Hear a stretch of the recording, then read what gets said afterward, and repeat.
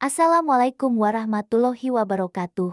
Selamat datang di tangan Nyai. Apa kabar? Semoga kalian semua selalu dalam keadaan sehat dan bahagia. Ya, sebelum lanjut, jangan lupa dukung kami dengan klik tombol subscribe dan komen hadir untuk absennya. Selamat menonton. Dini hari selalu membawa janji dan beban yang sama bagi Rian. Udara sejuk pegunungan masih memeluk erat lembah batu hitam, membungkus setiap atap rumah dengan selimut kabut kelabu. Jam baru menunjukkan pukul 5, tetapi tubuh pemuda itu sudah terasa bertenaga, siap menghadapi pekerjaan yang menanti. Mencari nafkah di desa terpencil seperti ini bukanlah perkara mudah. Tanah pertanian terbatas, dan peluang kerja formal nyaris tiada. Jalan satu-satunya yang menjanjikan adalah memanfaatkan kekayaan hutan di perbatasan timur. Di sanalah terbentang hutan buluh rimba, sebuah wilayah yang ditumbuhi rumpun bambu raksasa, tiang-tiang hijau yang menjulang membelah langit. Bambu-bambu ini, dari jenis betung hingga apus, adalah sumber kehidupan Rian. Kualitas seratnya yang unggul laku dijual di kota, diolah menjadi perabot rumah tangga yang kokoh dan artistik.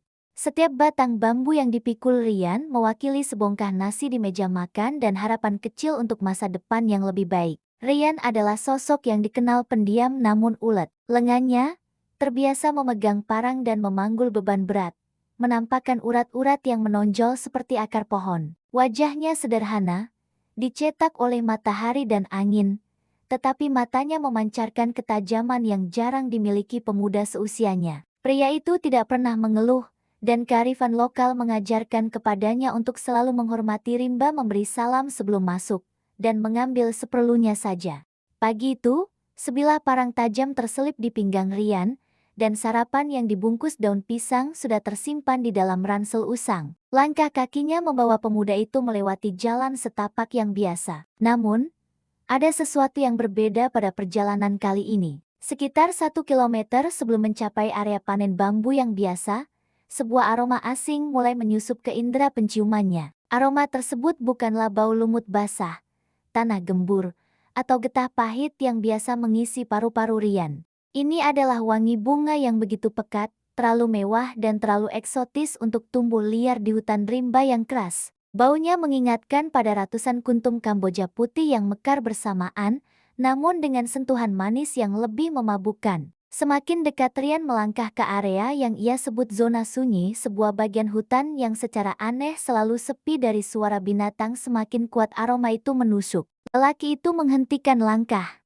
Perasaan tidak nyaman merayapi tengkuknya. Hutan, dengan segala misterinya, selalu memiliki cara sendiri untuk menyampaikan peringatan. Rian menoleh ke kiri dan ke kanan. Pohon-pohon tua, berlumut tebal, tampak seperti penjaga yang diam-diam mengamati. Di balik sekumpulan pakis besar, kilasan warna putih tiba-tiba melesat, terlalu cepat untuk diidentifikasi, terlalu jelas untuk diabaikan. Mungkin hanya seekor burung, gumam Rian, mencoba meyakinkan diri. Namun, pengalaman bertahun-tahun mencari bambu membuat batinnya berbisik lain. Burung hutan tidak berwarna putih cemerlang seperti kilasan tadi, dan tidak ada satwa yang akan meninggalkan wangi semerbak seperti ini. Wangi ini terasa dingin, seperti embun yang tertangkap dalam kelopak bunga di bawah sinar rembulan. Saat Rian mulai bekerja, menebang beberapa batang bambu tua, pikirannya terusik. Setiap ayunan parang terasa kurang fokus. Dia terus-menerus menengok ke arah datangnya wangi,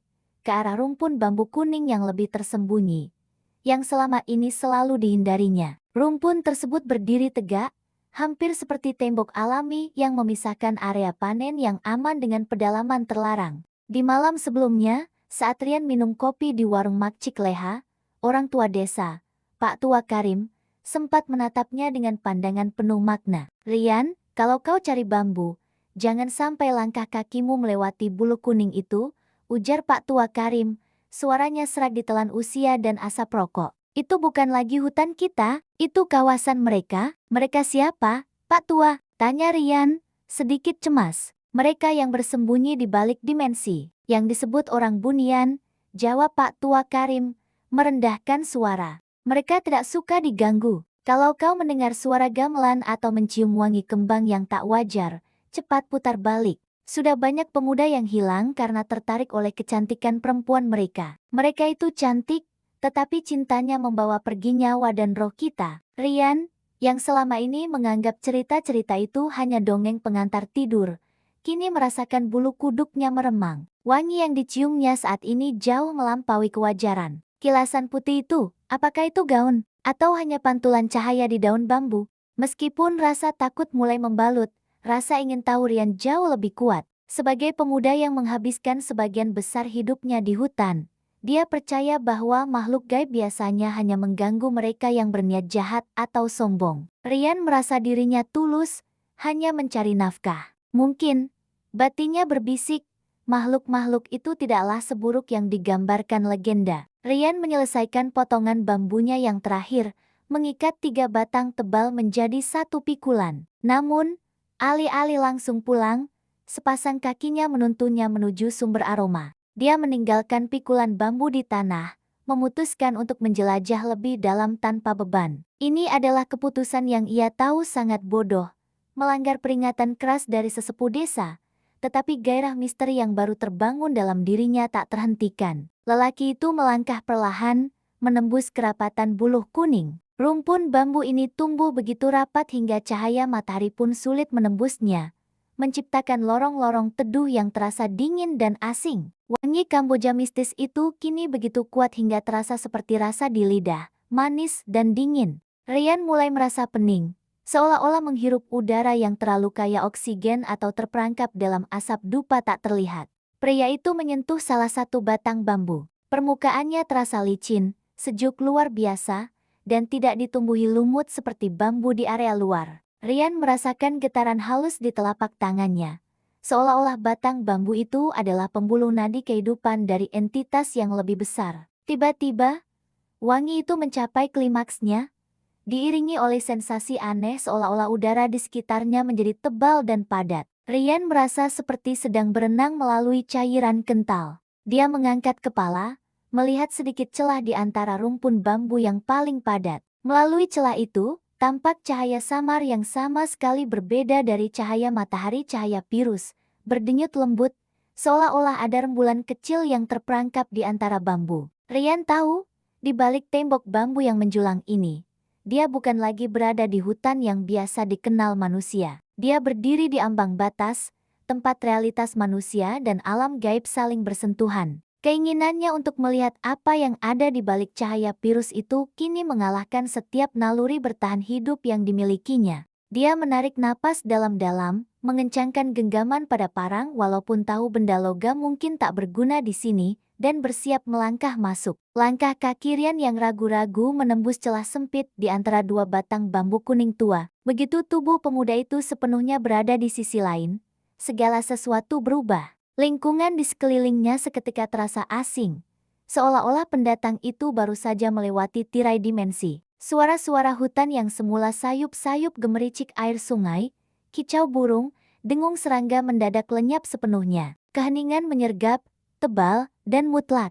Ini bukan keheningan mati, ini adalah keheningan yang dipaksakan, sebuah ketenangan dari alam yang menolak kebisingan dunia manusia. Bahkan detak jantung Rian sendiri terasa keras dan mengganggu dalam kesunyian itu. Cahaya di sini pun berbeda. Tidak ada sinar matahari langsung yang menembus. Yang ada hanyalah pendar virus lembut yang telah Rian lihat sebelumnya. Pendar itu berasal dari batang-batang bambu yang mengelilinginya. Setiap ruas bambu di area ini memancarkan cahaya internal yang samar, membuat hutan seolah bermandikan aurora hijau kebiruan. Batang-batang tersebut tampak sehat luar biasa, tidak terjamah serangga, dengan permukaan sehalus porselen. Rian menyadari bahwa tempat ini bukan sekadar area terlarang. Ini adalah alam yang terawat oleh tangan gaib. Udara yang dihirupnya tidak dingin, melainkan terasa segar dan murni luar biasa, hampir seperti menghirup air es dari mata air terdalam. Aroma Kamboja mistis yang membimbingnya kini telah mereda menjadi samar,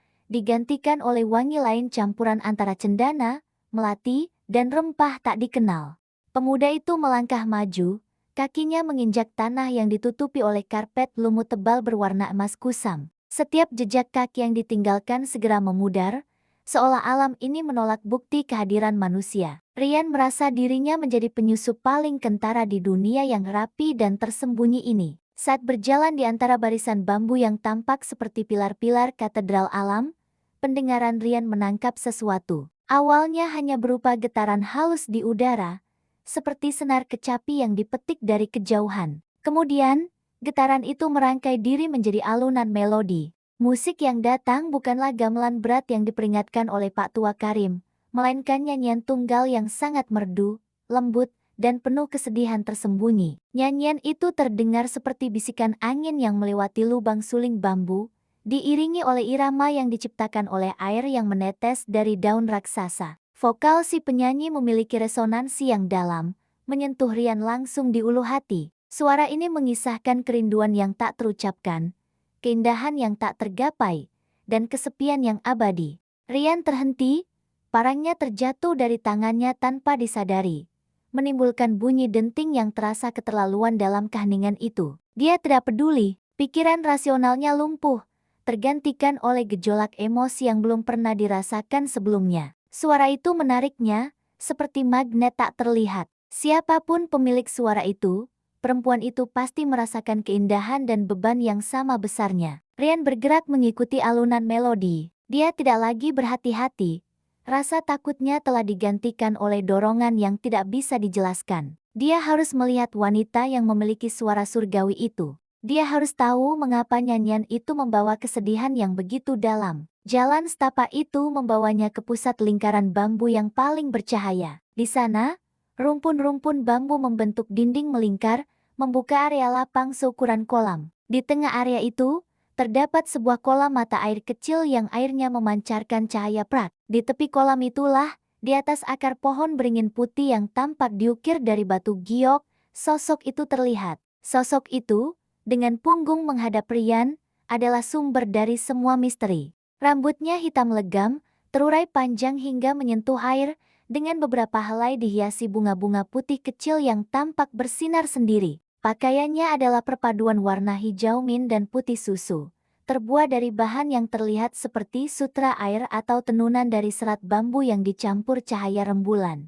Postur tubuhnya anggun, menunjukkan keturunan yang mulia. Nyanyiannya semakin lembut, mencapai crescendo emosional sebelum perlahan menghilang menjadi bisikan.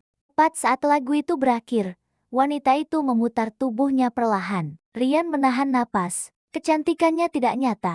Wajahnya adalah perwujudan kesempurnaan alam, kulitnya porselen, matanya besar dan gelap seperti danau tengah malam, dengan sedikit kilau virus di dalamnya. Sorot mata itu memancarkan kearifan yang usianya jauh melampaui penampilan mudanya. Dia adalah manifestasi dari semua keindahan alam liar yang tersembunyi, seorang putri dari hutan buluh. Mayang, nama yang kelak diketahui Rian, menatap lurus ke arah pemuda itu. Tidak ada keterkejutan, tidak ada ketakutan, hanya sebuah pengakuan yang tenang, seolah-olah kehadirannya sudah lama ditunggu. Rian merasa seolah-olah seluruh hidupnya telah menjadi persiapan untuk momen tunggal ini. Waktu benar-benar terhenti. Rian berdiri kaku, kakinya terpaku di lumut emas. Dia tidak mampu bergerak, mengucapkan sepatah kata pun, atau bahkan bernapas dengan benar. Seluruh fokus hidupnya kini hanya tertuju pada tatapan Mayang. Ada keintiman yang terjalin dalam keheningan itu, ikatan yang melampaui batas bahasa atau logika. Rian menyadari, jauh di lubuk hatinya, dialah yang diinginkan oleh aroma dan nyanyian itu. Beberapa detik berlalu, terasa seperti sahabat. Kemudian, dengan gerakan yang anggun dan halus, Mayang tersenyum tipis. Senyum itu, sesingkat kilat, mengirimkan getaran melalui tulang punggung Rian. Itu bukan senyum jahat, melainkan senyum yang penuh dengan rasa kasihan dan takdir yang tak terhindarkan. Tiba-tiba, di luar lingkaran bambu, sebuah bunyi patahan keras memecahkan keheningan. Mungkin seekor monyet di dunia manusia yang tidak sengaja mematahkan ranting. Efeknya instan. Cahaya virus itu berkedip hebat, aura di sekitar Mayang tampak berkontraksi. Sosok cantik itu, dengan mata terpejam sesaat, menghilang. Mayang tidak lari, tidak melompat. Dia hanya lebur ke dalam udara, seolah tubuhnya terbuat dari kabut cahaya yang terserap kembali oleh hutan. Hanya keharuman cendana yang tersisa, seperti jejak terakhir dari sebuah mimpi indah. Rian tersentak ke belakang, seolah-olah baru saja dilemparkan dari tebing. Pikirannya kosong, tubuhnya menggigil. Keindahan itu, nyanyian itu, dan tatapan itu semua terasa seperti ilusi yang kejam. Dia memungut parangnya, yang kini terasa dingin dan asing di tangannya. Disorientasi total melanda dirinya. Di mana pintu keluarnya? Semua bambu tampak identik, pilar-pilar virus yang berputar. Rian panik. Dia mulai berlari, menabrak batang-batang bambu, mencari celah sempit yang ia gunakan untuk masuk. Dia berlari dalam lingkaran, waktu terasa berputar, dan matahari yang seharusnya sudah tinggi kini tampak seperti senja. Dia nyaris tersesat. Setelah apa yang terasa seperti jam-jam keputusasaan, Rian jatuh tersungkur di depan celah yang dikenalnya. Dia merangkak melaluinya, dan begitu dia keluar, dunia kembali normal. Suara burung kembali, cahaya matahari terasa menyengat dan nyata. Rian menoleh ke belakang, tetapi rumpun buluh kuning itu kini tampak biasa saja. Tidak ada pendar virus, tidak ada wangi Kamboja. Rian terengah-engah, memeluk erat parangnya, jantungnya berdebar kencang. Ia telah kembali ke dunia nyata, tetapi pemuda itu tahu, sebuah bagian dari dirinya telah tertinggal di alam sunyi mayang. Kecantikan gadis bunian itu telah meninggalkan cap abadi di benaknya, dan Rian tahu, rutin mencari bambu kini telah berubah menjadi misi pencarian yang jauh lebih berbahaya dan mengikat. Dia harus kembali, tidak peduli harga yang harus dibayar. Kembalinya Rian ke desa Batu Hitam terasa seperti jatuh dari awan ke lumpur. Dunia nyata, yang sebelumnya terasa kokoh dan familiar, kini terasa kasar, bising, dan mati rasa. Suara obrolan di warung kopi, lolongan anjing di malam hari, bahkan aroma masakan ibu tercinta semuanya terasa sumbang dibandingkan dengan keheningan ajaib dan wangi cendana dari alam yang baru saja dia kunjungi. Pemuda itu hidup dalam kabut, matanya melihat, tetapi pikirannya terpaku pada satu citra, wajah puteri dari hutan buluh. Kecantikan mayang bukan hanya fisik, itu adalah kecantikan esensial yang merangkum ketenangan sungai, keanggunan bambu, dan kesedihan rembulan. Rian tidak bisa bekerja, parangnya terasa berat, dan hutan bambu di luar area terlarang tampak biasa dan tidak berarti. Setiap batang bambu yang ditebang sekarang terasa seperti pengkhianatan terhadap misteri yang telah memanggilnya. Pada hari kedua setelah pertemuannya, Rian tak tahan lagi. Dia membohongi ibunya, mengatakan ada pekerjaan mendadak yang harus diselesaikan, dan bergegas kembali ke tepi buluh kuning. Tujuannya jelas, menembus batas sekali lagi. Lelaki itu mencoba segala cara. Dia mencari celah yang sama, mendorong batang bambu yang ia yakini sebagai gerbang. Dia bahkan mencoba menyentuh beberapa bambu yang memancarkan pendar biru samar dari jauh. Hasilnya nihil. Hutan tampak telah menarik kembali permadani magisnya. Rumpun bambu kuning kembali menjadi vegetasi biasa, dingin, keras, dan tertutup lumut. Rian mencoba memanggil, berbisik memohon kepada Mayang. Tetapi yang ia dengar hanyalah suara ejekan dari burung hutan dan gemerisik daun yang dingin. Dia bukan pintu yang bisa dibuka sembarangan, bisik Rian pada dirinya sendiri, menyadari bahwa alam itu memiliki kehendak sendiri. Kekecewaan Rian terasa pahit. Dia kembali ke desa, tidur dengan gelisah, dan bangun dengan hasrat membara untuk kembali. 4 hari berlalu dalam siksaan yang sama. Rian mulai terlihat seperti orang gila. Wajahnya pucat, sorot matanya kosong, dan dia sering bergumam sendiri. Bunga, gadis desa yang naksir Rian, melihat perubahan ini dan kekhawatirannya berubah menjadi kecemburuan. Malam kelima tiba. Malam itu adalah malam bulan purnama sempurna. Langit gelap menjadi kanvas bagi cakram prak besar yang memancarkan cahaya dingin yang lembut, menerangi desa seolah pagi telah tiba. Saat bulan mencapai puncaknya di langit, Rian merasakan tarikan bukan di mata atau telinga, melainkan di pusat dadanya, sebuah denyutan lembut namun mendesak. Rasanya seperti tali sutra yang ditarik dari kedalaman hutan. Tanpa membuang waktu, pemuda itu mengambil langkah 1000 menuju hutan. Setibanya di batas buluh kuning, Rian terkejut. Gerbang itu terbuka. Secara harfiah, gerbang itu terbuka. 2 batang bambu raksasa yang sebelumnya rapat kini berjarak 1 langkah kaki. Di tengahnya terdapat tirai kabut keperakan yang berdenyut selaras dengan irama jantungnya. Aroma Kamboja dan cendana yang memabukkan kini begitu kuat, seolah seluruh udara terbuat dari esensi bunga. Keajaiban bulu rimba rupanya hanya menyambut di waktu yang diizinkan. Rian melangkah masuk tanpa ragu. Sekali lagi, kesunyian mutlak menyelimuti. Pendar Pirus dari bambu telah berubah menjadi kilau emas pucat di bawah pengaruh cahaya bulan purnama, menciptakan lorong yang memancarkan kemegahan yang tenang. Di tengah lingkaran bambu, di tepi kolam mata air perak, Mayang sudah menunggu. Perempuan itu berdiri tegak, memancarkan aura yang lebih kuat, lebih bersinar daripada pertemuan sebelumnya. Pakaiannya tampak lebih bersulam dan lebih mewah, dihiasi berlian embun yang memantulkan cahaya bulan. Mayang bukan hanya puteri, dia adalah ratu di malam itu.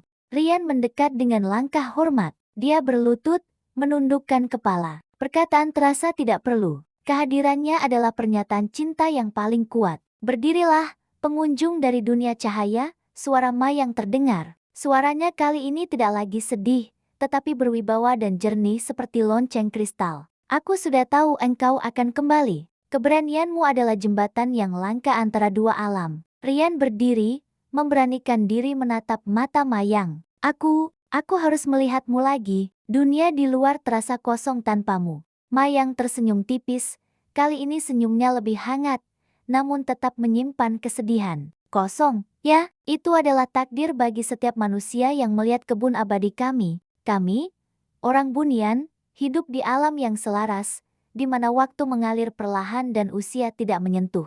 Kami adalah penjaga energi, arwah hutan, namun kami juga sangat terpencil. Mayang menunjuk ke sekeliling, kerumpun bambu emas yang menjulang. Kau melihat keindahan ini, namun, itu juga adalah penjara. Kami tidak bisa hidup dalam kekasaran duniamu, dan kalian, manusia, tidak bisa hidup dalam keheningan abadi kami. Kalian akan merana, menjadi deburo yang terlupakan. Rian mendengarkan dengan penuh perhatian. Kata-kata Mayang, meskipun puitis, mengandung peringatan keras. Aku melihatmu sejak lama, Rian, lanjut Mayang. Matanya yang gelap menelusuri garis wajah Rian. Sejak kau masih kecil, aku sudah melihatmu datang membawa parang kecil. Aku melihat ketulusanmu dalam mengambil rezeki dari alam. Kau tidak tamak, kau menghormati hutan. Itu langka, bahkan di antara kami. Aku tidak tahu nama Anda, Puteri, ujar Rian. Suaranya tercekat. Namaku Mayang, Mayang Sari dari Kerajaan Pirus, jawab gadis itu. Dan aku telah terikat oleh pandanganmu. Sama seperti engkau terikat oleh nyanyianku. Pengakuan itu terasa seperti sumpah. Rian maju selangkah, hatinya berdebar. Mayang, jika keindahanmu adalah takdir, aku rela meninggalkan duniaku. Aku rela menjadi debu, asal aku bisa bersamamu. Mayang menggeleng lembut. Tidak semudah itu, Rian. Kau tidak bisa hanya melangkah masuk. Ada harga yang harus kau bayar. Dan ada hukuman yang harus aku terima jika kita terus bertemu tanpa syarat.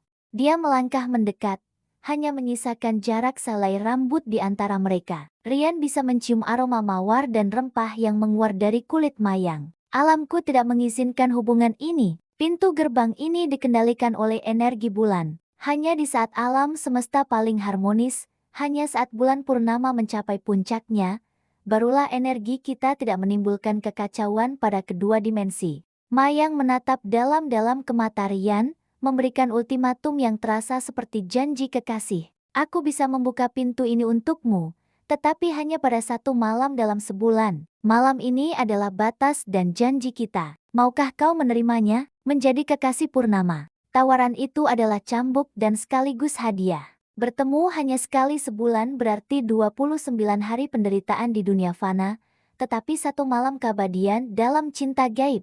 Aku menerimanya, jawab Rian tanpa keraguan. Suara pemuda itu mantap, sebuah keputusan yang diambil dari seluruh jiwanya. Aku akan menunggu, aku akan datang setiap purnama, meskipun aku harus melawan seluruh desa dan bahkan raja bunianmu. Mayang tersenyum, kali ini senyumnya benar-benar bahagia, menerangi malam seperti bintang yang meledak. Baiklah, kekasih purnama, kita akan bertemu lagi, selalu di sini, di bawah cahaya perak yang sama. Dan selama kau menanti, bawakan aku sesuatu. Apa yang kau inginkan? Tanya Rian, bersemangat. Bawakan aku bambu terbaik yang kau miliki, kata Mayang, matanya bercahaya. Bukan untuk dijual, melainkan yang paling lurus, paling kuat, dan paling bersih. Aku akan menjadikannya alat musik, suling pengikat janji kita. Setiap kali engkau menyentuhnya di dunia sana, aku akan mendengarnya dari sini. Rian mengangguk, Sumpah itu kini terpatri. Dia akan kembali menjadi penebang bambu, tetapi kali ini dengan tujuan yang jauh lebih agung. Dia tidak lagi mencari uang, dia mencari bahan bakar untuk cinta terlarangnya. Namun, kebahagiaan itu singkat. Mayang kembali memasang ekspresi serius. Sekarang, engkau harus pergi. Energi kita terlalu dekat. Segera setelah kau keluar, pintu akan tertutup lagi. Jangan pernah coba kembali sebelum purnama berikutnya. Melanggar sumpah ini akan membuatku dihukum oleh kaumku. Mayang mengangkat tangannya yang dingin, membelai pipi Rian sebentar, sentuhan yang terasa seperti embun pagi di padang rumput. Itu adalah sentuhan perpisahan dan janji yang memabukkan. Tunggu aku, Mayang, aku pasti datang, bisik Rian, menyimpan kenangan sentuhan itu di hatinya. Rian mundur, melangkah melewati tirai kabut perak. Begitu punggungnya menyentuh udara dunia manusia, celah itu menutup dengan desis lembut. Cahaya purnama tetap terang, tetapi aura keajaiban telah hilang. Rian berdiri sendirian di tengah hutan yang dingin, memegang parangnya, kini dengan hati yang penuh luka perpisahan, tetapi juga dipenuhi harapan agung. Dia memiliki janji, dia adalah kekasih Purnama. Purnama telah berlalu, meninggalkan Rian dengan janji yang manis, namun juga dengan kekosongan yang melumpuhkan. 29 hari harus pemuda itu lewati dalam penantian. Jeda waktu yang panjang itu terasa seperti hukuman. Setiap jamnya berdetak lambat, penuh godaan untuk kembali melanggar sumpah yang baru diucapkan. Namun, bayangan serius Mayang dan peringatan tentang hukuman kaum Bunian menjadi jangkar yang menahan Rian. Dia tidak akan mempertaruhkan keberadaan gadis itu demi keinginannya sendiri. Fokus utama Rian kini hanya satu, mencari bambu yang paling sempurna. Dia menganggap misi ini sebagai latihan spiritual yang menguji kesabaran dan ketulusannya. Bambu yang diminta Mayang haruslah yang terbaik, lurus tanpa cacat. Seratnya kuat, dan batangnya bersih, seolah-olah tumbuh hanya untuk tujuan agung. Pencarian itu membawa Rian ke seluruh penjuru hutan, tetapi menjauh dari batas buluh kuning. Pemuda itu kini memiliki mata seorang seniman, bukan lagi penebang kayu biasa. Dia memeriksa setiap ruas, mengetuk setiap batang untuk mendengar resonansi suaranya, dan meraba permukaannya untuk merasakan kehalusan tekstur. Jika dahulu Rian mencari kuantitas untuk dijual, sekarang dia mencari kualitas untuk cinta. Perubahan drastis pada diri Rian segera menjadi topik pembicaraan hangat di Desa Batu Hitam. Lihatlah, Rian itu sekarang hanya membawa 1 atau 2 batang bambu saja. Padahal dulu, pikulannya selalu penuh, bisik seorang ibu di pasar, matanya penuh kecurigaan. Bambunya pun aneh, terlalu bagus untuk dijual. Dia tidak menjualnya, hanya menumpuknya di belakang rumah, timpal yang lain. Ibu Rian, Bu Siti, adalah orang pertama yang merasakan perubahan itu paling dalam. Anaknya yang dulu periang dan pekerja keras kini sering melamun, makannya berkurang, dan matanya selalu memancarkan kerinduan yang tak terlukiskan. Bu Siti cemas, dia tahu betul legenda hutan terlarang dan bagaimana orang Bunian dikenal suka mencuri hati pemuda tulus. Kecurigaan ini dipicu dan diperkuat oleh Bunga. Gadis itu, putri dari kepala desa yang terkenal paling cantik di dusun, telah lama menaruh hati pada Rian. Bunga melihat Rian yang tidak lagi tersenyum padanya, yang menolak ajakan makan bersama, dan yang selalu menolak pandangan matanya. Cemburu yang membara mengubah kekhawatiran Bunga menjadi tuduhan. Suatu sore, saat Rian sedang mengasah parangnya di teras, Bunga menghampirinya dengan langkah angkuh yang disembunyikan di balik wajah khawatir. "Rian, aku tahu kau sakit," kata Bunga, mencoba meraih lengan pemuda itu. Rian mundur sedikit, menghindari sentuhan itu. "Aku baik-baik saja, Bunga, hanya sedikit lelah." "Lelah? Wajahmu seperti orang yang kehilangan jiwa. Kau akhir-akhir ini selalu ke utara hutan. Ayahku bilang, kau jangan melewati Buluh Kuning. Apa kau bertemu sesuatu di sana? Sesuatu yang gaib?" tanya Bunga. Suaranya mengandung nada menuntut dan rasa sakit. "Aku hanya mencari bambu yang lebih baik," jawab Rian datar. Dia tidak bisa berbohong sepenuhnya, tetapi dia tidak mungkin menceritakan tentang Mayang. "Bambu? Kau bilang bambu lebih baik?" Bunga tertawa sinis. "Kau mencari bambu? Atau perempuan halus yang kau bawa dalam pikiranmu? Jangan biarkan dirimu ditarik ke dunia mereka. Rian, kau tidak akan pernah bisa kembali." Meskipun Rian berusaha menenangkan Bunga, konflik itu tidak terhindarkan. Bunga mulai menyebarkan gosip bahwa Rian telah diculik roh atau terkena guna-guna bunian. Gosip ini menyebar cepat di desa, mengubah pandangan hormat warga terhadap Rian menjadi pandangan iba bercampur takut. Sementara itu, Rian terus menyempurnakan koleksi bambunya. Lelaki itu menghabiskan waktu berjam-jam di belakang rumah, mengeringkan, membersihkan, dan memoles 5 batang bambu yang dianggapnya paling sempurna. Setiap batang memiliki karakter unik, tetapi Rian tahu, satu di antaranya yang paling istimewa. Bambu itu, yang ditemukan di dekat sungai yang sangat jernih, berwarna hijau keperakan, dan ketika diketuk, menghasilkan nada rendah yang indah. Inilah yang akan menjadi suling pengikat janji mereka. Rian mulai berbicara dengan bambu itu. Bukan hanya membersihkan, tetapi juga menceritakan kisahnya, harapannya, dan cintanya yang terlarang. Dia memegang bambu itu di malam hari, meraba permukaannya yang halus, berharap Mayang bisa merasakan sentuhan tersebut. Malam-malam Rian diisi dengan persiapan. Dia membaca kembali mantra-mantra lama yang pernah dia dengar dari Pak Tua Karim, hanya untuk memastikan perlindungan dirinya. Dia bahkan mencoba membuat kerajinan kecil dari bambu lain, sebuah kenang-kenangan kecil.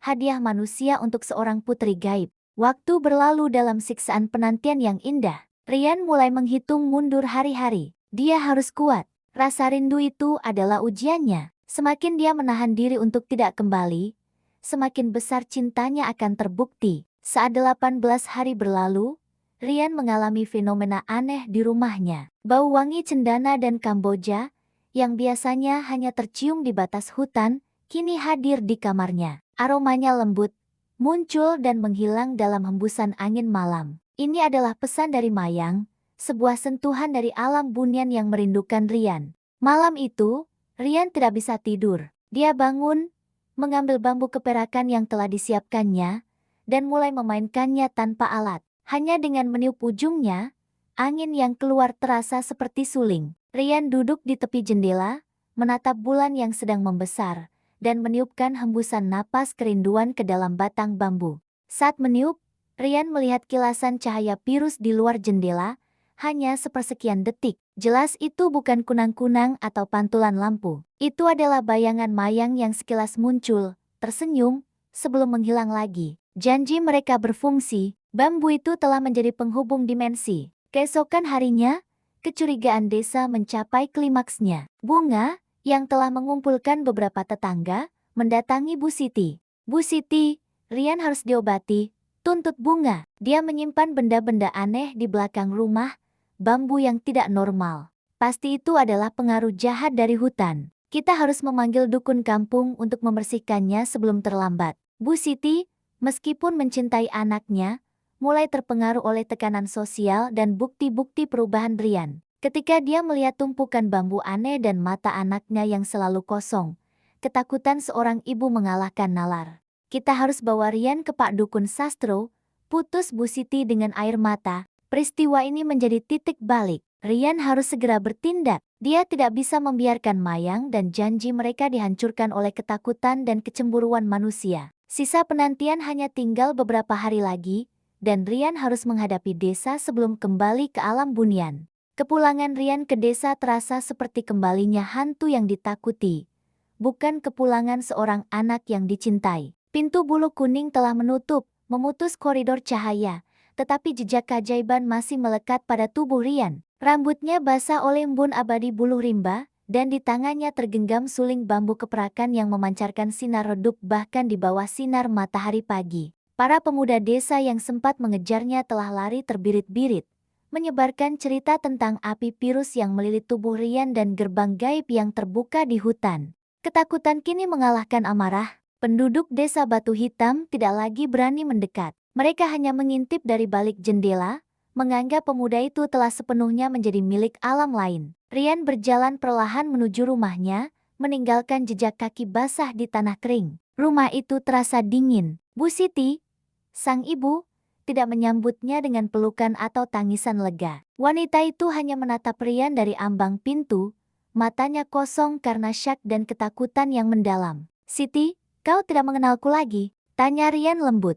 Kau bukan anakku, bisik Bu Siti, suaranya nyaris tak terdengar. Anakku tidak memiliki cahaya dingin di matanya, dan dia tidak membawa kutukan dari hutan itu. Bu Siti mengunci diri di kamar. Rumah itu, yang biasanya penuh tawa dan bau masakan, kini menjadi penjara sunyi bagi Rian. Lelaki itu tidak marah. Dia mengerti, keajaiban yang menjadi sumber kebahagiaannya adalah horor bagi orang-orang biasa. Rian kini benar-benar terasing, hidup dalam isolasi total yang dipaksakan oleh cinta bunian. Suling keperakan itu menjadi satu-satunya pendamping Rian.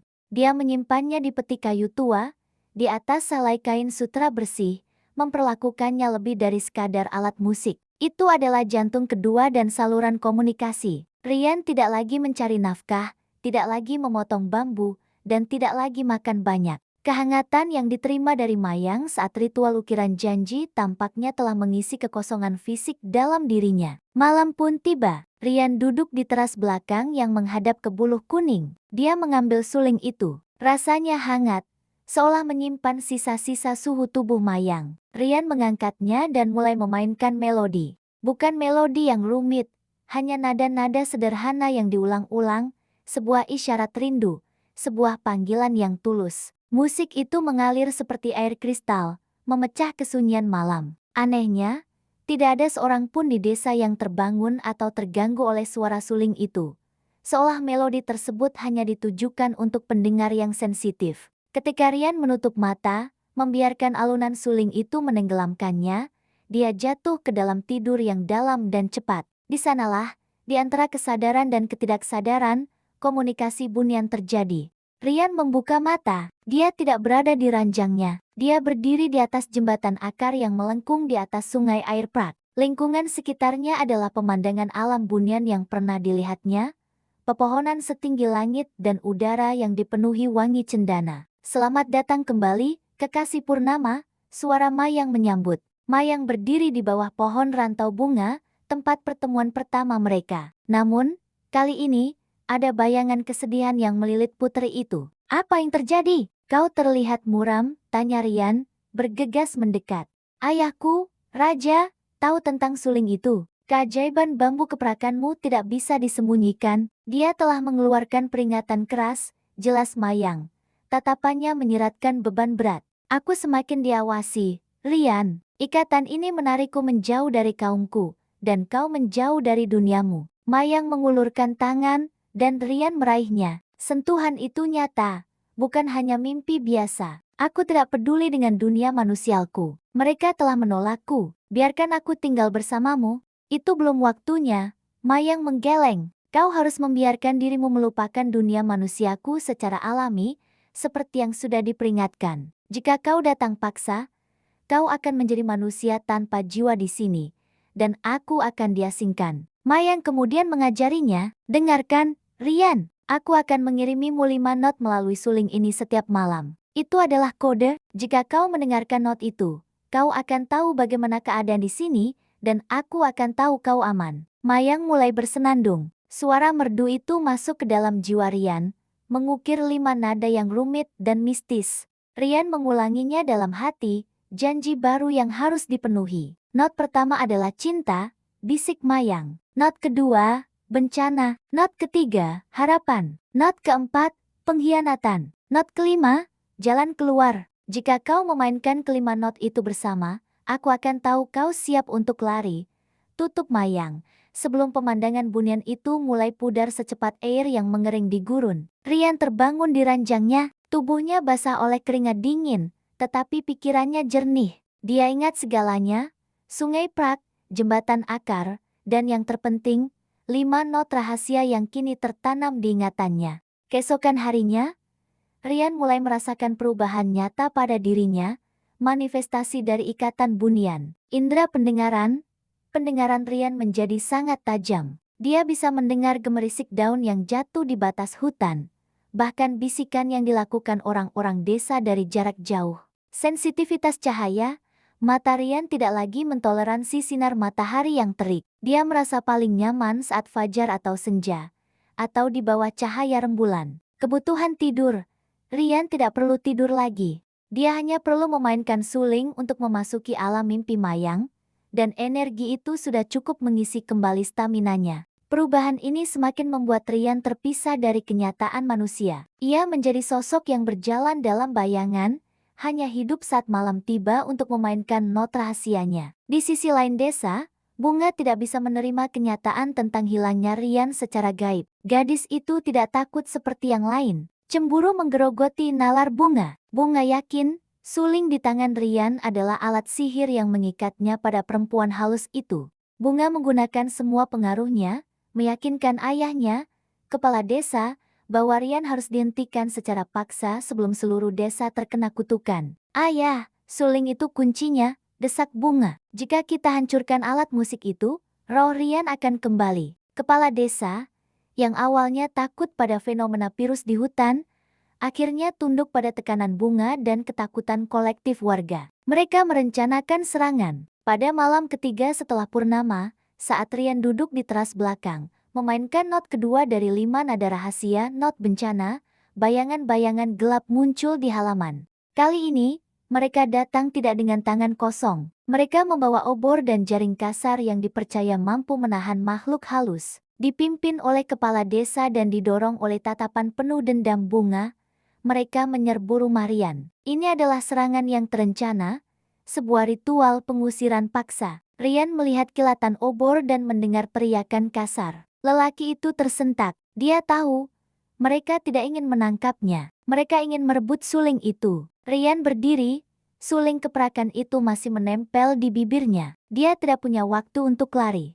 Rian mulai meniup suling itu, bukan dengan melodi rindu, melainkan dengan not ketiga rahasia. Harapan, diikuti dengan not kelima, jalan keluar. Lelaki itu memainkan not rahasia itu dengan putus asa, mengirimkan panggilan darurat terakhir kepada Mayang di dalam mimpi. Sebelum jaring itu mendarat di tubuhnya, cahaya virus yang kuat tiba-tiba memancar dari suling. Cahaya itu membuat penglihatan warga desa kabur, dan melodi putus asa Rian terdengar seperti lolongan yang mengguncang jiwa mereka. Rian memanfaatkan momen kekacauan itu untuk melarikan diri, berlari menembus kegelapan, meninggalkan kekacauan dan rumahnya yang kini menjadi sasaran amuk massa. Lari adalah kata kerja yang paling primitif, tetapi bagi Rian malam itu, pelarian adalah satu-satunya ritual suci yang tersisa. Suling keprakan itu memancar di tangannya, bukan lagi sebagai alat musik, melainkan sebagai kompas jiwa yang membimbingnya menembus kegelapan hutan di luar batas yang biasa ia jelajahi. Teriakan putus asa jalan keluar yang ia tiupkan ke bambu gaib itu adalah tiket satu arah dari kehidupan fana yang kini telah menolaknya. Di belakang Rian, kilatan obor para warga desa terlihat seperti mata iblis yang marah. Suara bising itu segera diikuti oleh suara benturan keras rumah kayunya, tempat kenangan masa kecil dan janji baru, sedang dihancurkan oleh penduduk desa yang panik. Kehancuran itu terasa seperti pembebasan bagi Rian. Tidak ada lagi yang tersisa di belakang. Ikatan terakhirnya dengan dunia manusia telah dipotong oleh tangan mereka sendiri. Rian tahu, hutan manusia adalah tempat yang berbeda dari hutan bunian. Ini adalah alam yang dingin, dipenuhi bahaya nyata, binatang buas, jurang tersembunyi, dan tumbuhan beracun. Namun, indera pendengaran yang kini setajam daun bambu memberinya keunggulan. Rian mendengar derap langkah kaki yang menjauh kepala desa dan para pemuda, puas setelah menghancurkan rumahnya, kini kembali, mengira kutukan itu telah mereka usir. Lelaki itu berhenti di bawah naungan pohon randu yang sangat besar, mengambil napas dalam-dalam. Rian merasakan kekuatan baru yang mengalir di nadinya. Dia tidak haus, tidak lapar, dan tidak takut. Energi Mayang yang ia serap saat ritual ukiran janji telah mengubahnya menjadi sesuatu yang berada di antara dua dunia. Manusia fana dengan stamina gaib. Rian menghabiskan sisa malam itu dengan menunggu isyarat. Dia memeluk suling, menempelkannya ke pipi. Suling itu terasa semakin hangat, seolah jantung bunian Mayang berdetak melalui bambu itu. Dia yakin, not darurat yang ia tiupkan sudah diterima. Menjelang fajar, ketika kabut tebal menyelimuti lembah, Rian mulai merasakan kelelahan emosional. Kesendirian itu menekan. Dia tidak hanya kehilangan rumah, dia kehilangan ibu yang dicintai, meski wanita itu telah menolaknya. Keraguan mulai menusuk hatinya yang kini sekeras batu. Apakah cinta ini pantas dibayar dengan pengorbanan sebesar ini? Saat matahari mulai naik, Cahaya di hutan terasa menyakitkan bagi mata Rian yang sensitif. Dia terpaksa mencari tempat berlindung di bawah gua batu kecil. Duduk di kegelapan, Rian mengeluarkan suling dan meniup not pertama, cinta. Dia meniupnya dengan seluruh kerinduan dan keraguan yang ia rasakan, mengirimkan isyarat bahwa jiwanya masih utuh, tetapi semangatnya rapuh. Saat Rian terlelap, dunia mimpi Bunian terbuka dengan lebih jelas dan mendesak. Kali ini, bukan pertemuan damai di tepi sungai Prak. Rian berdiri di aula istana Bunian. Sebuah ruangan yang diterangi oleh kristal ungu dan pilar bambu emas. Raja Bunian duduk di singgasana batu giok, diapit oleh pengawal-pengawal Bunian yang berwajah dingin dan memegang tombak kayu cendana. Raja tidak terlihat marah. Raja terlihat berwibawa dan lelah oleh kekeras kepalaan putrinya. Kau memanggilku melalui suling itu, manusia, suara Raja Bunian menggelegar. Tidak menyentuh telinga, tetapi langsung ke dalam inti jiwa Rian. Panggilanmu adalah pelanggaran nyata. Tindakan itu telah mempercepat pengasingan Mayang. Rian merasa hancur. Aku tidak bermaksud buruk, Raja. Aku hanya ingin menyelamatkan diriku dan dia. Kalian berdua telah memilih jalan sulit, ujar Raja. Nadanya kini melunak. Ikatan jiwa yang kalian ukir pada bambu itu tidak bisa diputus. Namun, kau harus membuktikan bahwa kau pantas memimpin putriku keluar dari takdirnya. Raja Bunian kemudian menetapkan ujian terakhir yang harus diselesaikan Rian sebelum gerbang bulu kuning terbuka untuk selamanya. Di jantung hutan duri emas 15 hari perjalanan dari sini terdapat sebuah tempat yang disebut Telaga Lupa. Tidak seorang pun Bunian atau manusia fana yang berani mendekatinya.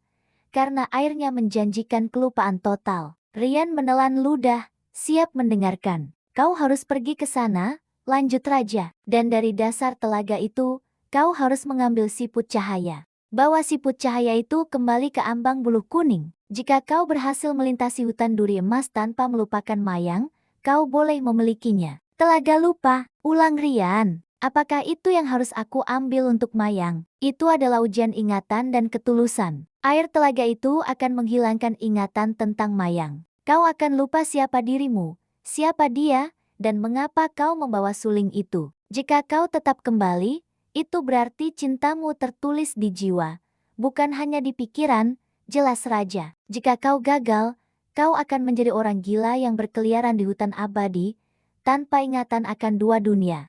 Tiba-tiba, Mayang muncul dari balik pilar, air mata Praknya mengalir. Rian, jangan lakukan ini adalah hukuman yang mustahil, aku harus melakukannya. Mayang, jawab Rian, keputusasaan bercampur dengan tekad. Jika cintaku adalah takdir kita, aku akan membuktikan aku layak memimpinnya. Mayang mengangguk sedih. Ambil 4 helai rambutku ini, simpan di dalam sulingmu. Ketika kau merasa ingatanmu mulai pudar, ciumlah rambut ini. Mungkin, itu akan memberikanmu waktu sejenak untuk mengingat. Rian mengambil 4 helai rambut Mayang yang berkilauan seperti benang prak. Saat 4 helai rambut itu masuk ke dalam salah satu lubang suling, cahaya virus kembali memancar, mengukir ikatan keempat di dalam hati Rian. Tekad. Saat Rian memejamkan mata untuk menyimpan janji itu, dunia Bunian mulai runtuh di sekitarnya. Rian terbangun. Rian bangun dengan hati yang berat dan tujuan yang jelas. Dia tidak lagi berlari dari desa. Kini, dia berlari menuju takdir barunya di hutan duri emas. Pukul 10 pagi. Rian meninggalkan gua perlindungannya, membawa suling dan parang. Lelaki itu berjalan ke arah timur, menuju wilayah hutan yang belum pernah dijelajahi manusia. Hutan itu semakin padat, semakin gelap, dan terasa semakin kuno. Di tengah perjalanan, Rian melihat bayangan yang akrab di balik pohon. Itu adalah Bunga. Gadis itu tidak ikut dalam amuk masa tadi malam. Bunga datang sendirian, wajahnya terlihat kuyu dan penuh penyesalan. Rian, aku tahu kau mendengarku, bisik Bunga, takut-takut. Aku yang memimpin mereka, aku yang menghasut ayah. Aku cemburu. Rian tidak berhenti. Lelaki itu hanya memandang Bunga dengan pandangan tanpa emosi. Perasaan Rian terhadap Bunga sudah benar-benar mati, digantikan oleh cinta abadi yang membara untuk Mayang. Aku melakukan ini karena aku mencintaimu, Rian. Kembalilah. Aku tidak peduli dengan perempuan halusmu itu. Aku hanya ingin kau hidup. Pinta Bunga, kini menangis dan merangkak di tanah yang becek. Cinta yang menghancurkan bukanlah cinta, Bunga. Jawab Rian, suaranya kini terdengar jauh dan bergaung, bukan lagi suara pemuda desa biasa. Aku punya jalan yang harus aku tempuh. Jangan ikuti aku. Saat Rian berbalik, Bunga melakukan tindakan terakhir yang putus asa. Gadis itu melemparkan sebatang bambu tua yang dibungkus kain hitam bambu kutukan yang telah disiapkan dukun sastro. Bambu itu mendarat di kaki Rian. Jika kau tidak bisa menjadi milikku, jangan menjadi milik siapapun, teriak Bunga, melarikan diri kembali ke desa, meninggalkan Rian sendirian dengan bambu kutukan itu. Rian tahu, bambu itu adalah benda yang telah diisi energi hitam dukun sastro, senjata terakhir desa untuk mengikatnya. Rian membungkuk, mengambilnya, dan menempelkan bambu kutukan itu ke suling keprakannya. Reaksi yang terjadi sungguh hebat. Energi gelap dan energi bunian bertemu, menciptakan gesekan kosmik yang membuat hutan di sekitar mereka bergetar. Bambu kutukan itu seketika hancur berkeping-keping menjadi debu halus, lenyap tertiup angin. Suling keperakan Rian bergetar, tetapi tetap utuh. Rian kini tahu, kekuatan cintanya lebih besar daripada sihir manusia atau kebencian Bunga. Lelaki itu kembali berjalan. Perjalanan ke hutan duri emas dimulai. Rian tahu, ujian yang menunggunya di Telaga Lupa adalah ujian terakhir yang harus dia menangkan. Sebuah pertarungan melawan waktu dan melawan sifat dasar kemanusiaannya sendiri. Perjalanan menuju hutan duri emas terasa seperti menembus tirai antara kenyataan dan mitos. Setiap langkah Rian ke timur adalah perpisahan yang diperlambat dari sisa-sisa kemanusiaannya. Hutan di wilayah ini, yang tidak terjamah oleh kapak manusia, tumbuh liar, lebih tua, dan memancarkan aura keheningan yang menakutkan. Rian berjalan selama 3 hari tanpa jeda fisik. Kelebihan energi dari ikatan bunian memang memberinya stamina luar biasa, tetapi kesendirian emosional adalah beban terberatnya. Suling keprakan itu selalu ia pegang, membimbingnya dengan kilauan redup yang hanya terlihat oleh matanya. Pada hari keempat, Rian mencapai perbatasan geografis yang ditandai oleh perubahan drastis dalam vegetasi. Pohon-pohon besar yang rindang digantikan oleh semak-semak liar yang tumbuh abnormal. Duri-duri yang ada tidak hanya berwarna hijau atau coklat. Duri-duri itu memantulkan cahaya matahari seperti emas yang tajam, menjelaskan mengapa wilayah ini dijuluki hutan duri emas. Duri-duri itu setinggi pinggang, tebal, dan memiliki getah beracun yang mematikan. Hanya ada satu cara untuk melintas, membuat lorong dengan parang, selangkah demi selangkah. Ujian fisik pertama Rian dimulai di sana. Parangnya beradu dengan duri yang keras, menghasilkan bunyi melengking yang memekakkan telinga. Setiap ayunan parang adalah pertarungan melawan alam yang tidak ingin ditembus. Meskipun Rian tidak merasakan lapar, tubuhnya mulai kelelahan. Malam harinya, Rian menemukan tempat berlindung di bawah batu besar. Rian mengeluarkan sulingnya dan meniup not pertama. Cinta, itu adalah satu-satunya cara untuk mengisi kembali semangatnya. Tidak ada mimpi bunian, tetapi kehangatan seketika yang mengalir dari suling itu sudah cukup untuk menenangkan hatinya. Pada hari ke-6, Rian mulai merasakan efek sihir bunian dan Telaga Lupa yang mendekat. Ingatan yang memudar.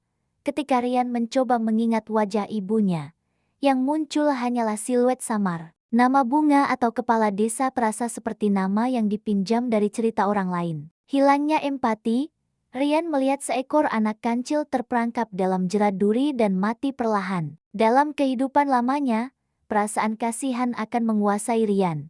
Kini, dia hanya melihatnya sebagai proses alam yang netral, tanpa emosi. Rian menyadari bahwa dirinya menjadi semakin mirip bunian, makhluk yang tidak terikat pada sentimen manusia. Ketakutan akan kelupaan itu sendiri lebih menakutkan daripada duri atau binatang buas. Mayang, jangan biarkan aku melupakanmu, bisik Rian, mencium suling itu, tempat-tempat helai rambut Mayang tersimpan. Aroma rambut itu, percampuran wangi cendana dan hujan, seketika mengembalikan kilasan ingatan.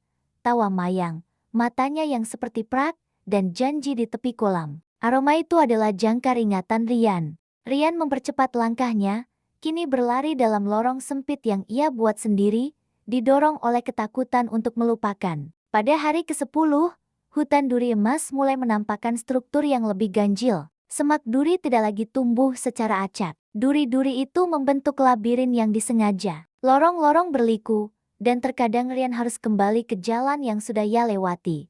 hanya untuk menemukan bahwa duri telah tumbuh kembali dan menutup jalannya dalam semalam. Rian menyadari bahwa labirin ini adalah ujian mental, dirancang untuk membuat penjelajahnya merasa putus asa dan lupa arah.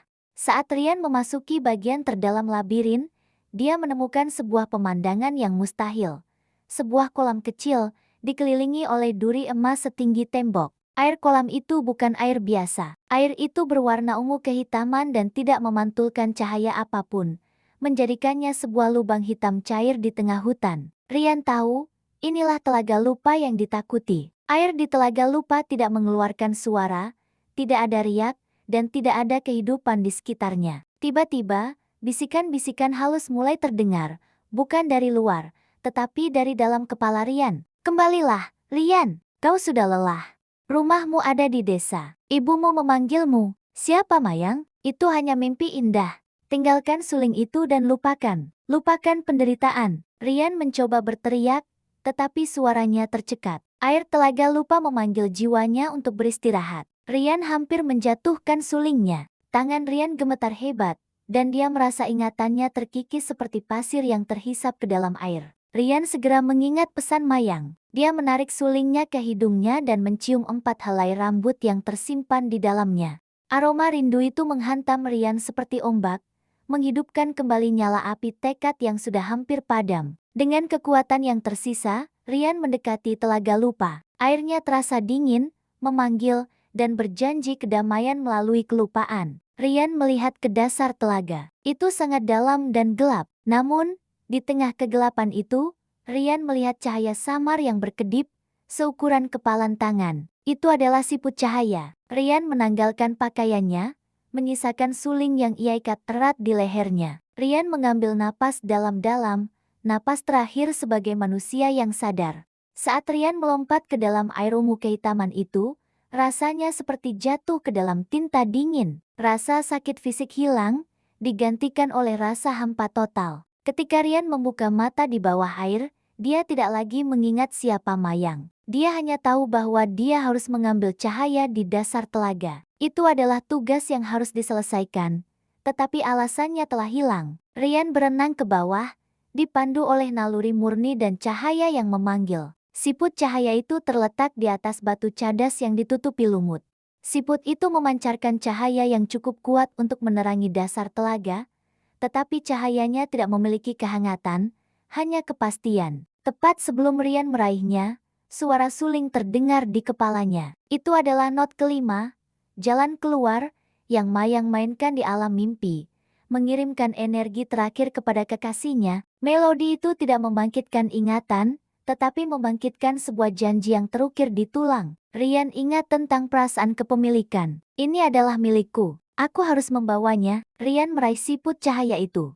Begitu siput itu berada di genggamannya, telaga lupa bereaksi dengan marah. Air ungu kehitaman itu mulai berputar, mencoba menahan Rian. Tetapi siput cahaya, dengan cahayanya yang stabil, melindungi Rian dari kelupaan total. Rian berenang ke atas. Ketika kepalanya muncul di permukaan, Rian merasakan kembali rasa dingin dan kelelahan yang nyata. Rian berhasil keluar dari telaga lupa, namun ingatannya tentang Mayang hanya tinggal separuh, seperti mimpi yang kabur. Dia tidak ingat bentuk wajah Mayang atau warna jubahnya. Rian hanya ingat tekad untuk kembali ke buluh kuning dan sebuah perasaan yang mendalam bahwa siput cahaya ini adalah kunci menuju tempat yang lebih baik. Rian berpakaian, menyembunyikan siput cahaya di dalam suling keperakan itu. Sekarang, tugasnya yang paling sulit adalah perjalanan pulang selama 15 hari tanpa ingatan penuh, hanya dipandu oleh cinta yang terukir dan sebatang bambu. Rian berjalan, bukan lagi karena tujuan,